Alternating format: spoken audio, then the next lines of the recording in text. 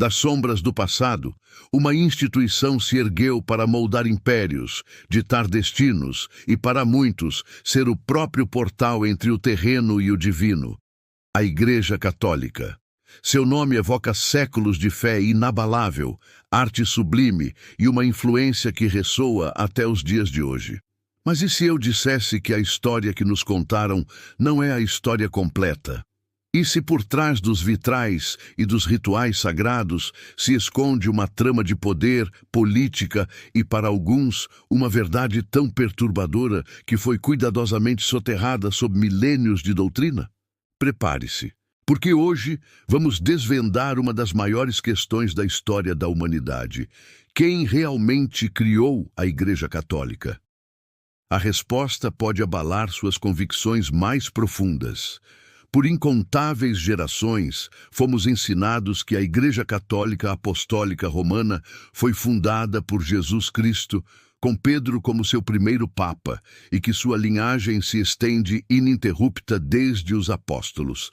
Essa é a narrativa oficial, sustentada por dogmas e tradições. Mas para o olhar mais perspicaz, a história da Igreja se assemelha menos a uma linha reta e mais a um labirinto de decisões políticas, ambições humanas e eventos que, por vezes, parecem desafiar a própria lógica da fé. Para entender a Igreja como a conhecemos, precisamos retroceder no tempo, não até os Evangelhos, mas a um período crucial que marcou a transformação do cristianismo primitivo em uma força global. Imaginemos o Império Romano, vasto e poderoso, no século IV d.C. O cristianismo, antes uma seita perseguida e marginalizada, ganhava terreno, apesar das brutais perseguições.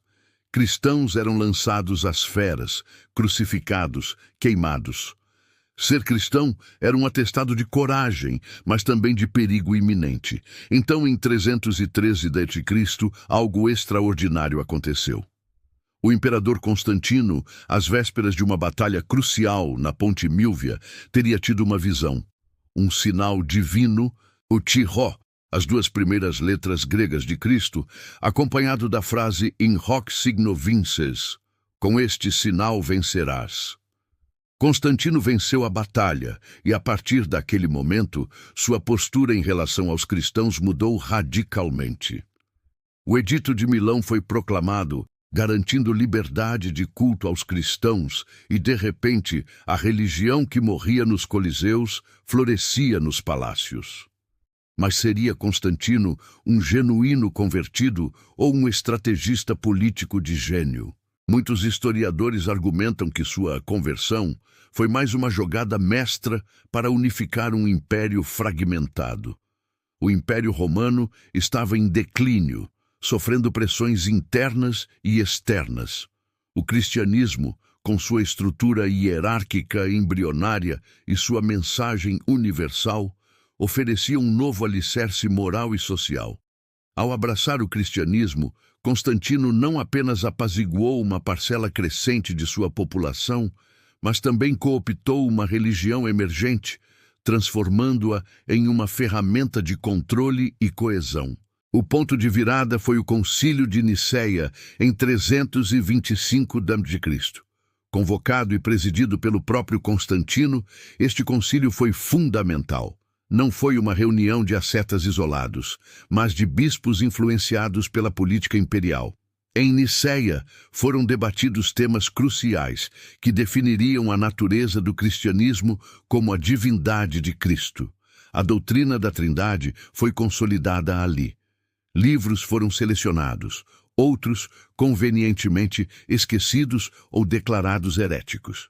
Foi em Niceia que a ortodoxia cristã começou a ser formalizada, sob a batuta e o interesse de um imperador.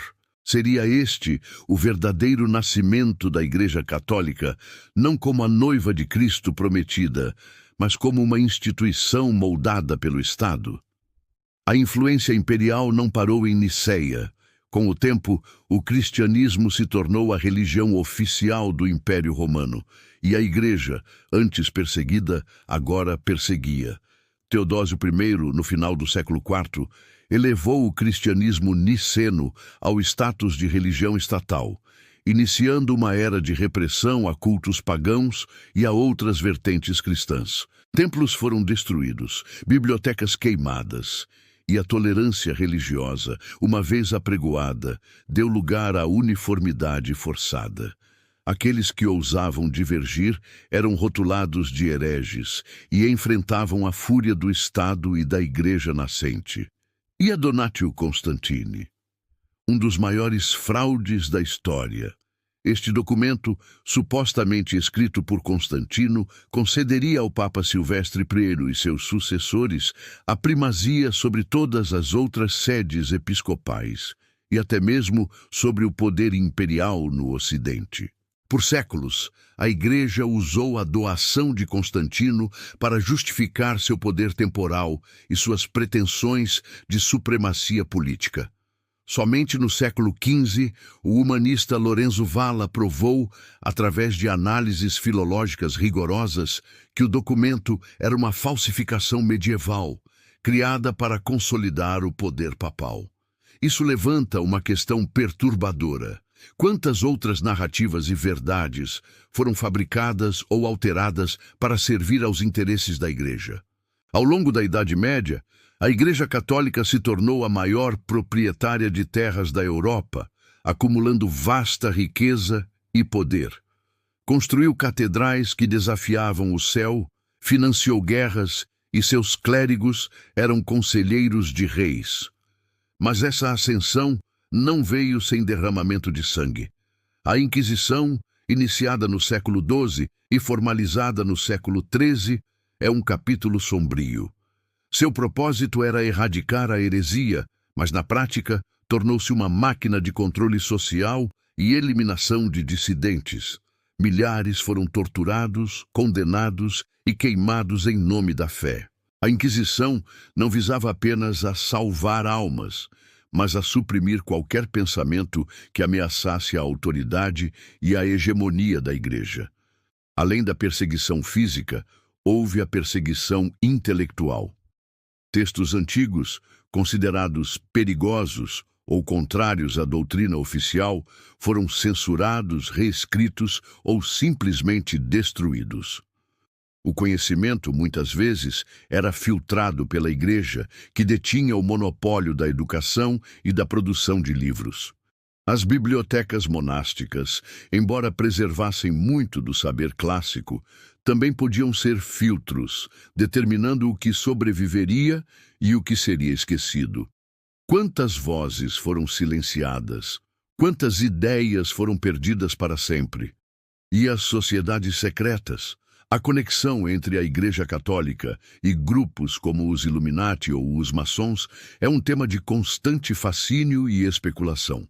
Embora muitas dessas teorias beirem a conspiração sem fundamento sólido, a verdade é que a Igreja, ao longo de sua história, operou com uma hierarquia complexa e por vezes hermética. Documentos e decisões importantes eram, e em certa medida ainda são, mantidos em sigilo. A própria estrutura do Vaticano, com suas congregações e arquivos secretos, alimenta a imaginação popular. É plausível que, em sua busca por manter o poder e a influência, certas ações tenham sido tomadas longe dos olhos do público, talvez até mesmo com a participação de grupos que operavam nas sombras. O que é certo é que a Igreja sempre soube o valor do conhecimento e do controle da informação. É narrativa oficial, portanto, de uma fundação divina e ininterrupta, é confrontada por uma montanha de evidências históricas que apontam para uma evolução complexa. A Igreja Católica não surgiu de um único ponto no tempo, mas emergiu de um cadinho de fatores. A necessidade de unificar o Império Romano, a astúcia política de Constantino, a consolidação doutrinária nos concílios, a gradual assimilação de elementos pagãos e uma incansável busca por poder e controle. Ela foi criada, sim, por homens com fé, mas também com ambições, medos e interesses. Essa perspectiva não anula a fé de milhões, nem o inegável legado cultural, artístico e de caridade que a Igreja construiu, mas nos convida a uma reflexão mais profunda e crítica. A verdadeira história não é a que nos é contada de forma simplificada, mas aquela que nos desafia a questionar, a investigar e a buscar a verdade por trás das cortinas do tempo. Quem realmente criou a Igreja Católica? Talvez não tenha sido um único indivíduo, mas um processo gradual, complexo e muitas vezes brutal, impulsionado por uma teia intrincada de fé, política e o eterno desejo humano por controle. Se você foi tocado por esta revelação, se sua mente foi aberta para uma nova perspectiva sobre a história da Igreja, saiba que esta é apenas a ponta do iceberg. A verdade, muitas vezes, é mais estranha e mais poderosa do que a ficção. Não se contente com as respostas prontas. Busque, questione, aprofunde-se. E se você deseja continuar desvendando os mistérios que moldaram nossa realidade, se anseia por conhecimento que desafia o status quo e te liberta das amarras do conformismo, então você precisa dar o próximo passo. Assine este canal, ative o sininho e compartilhe este vídeo com todos aqueles que, como você, buscam a verdade que liberta. Sua jornada para o conhecimento verdadeiro começa agora.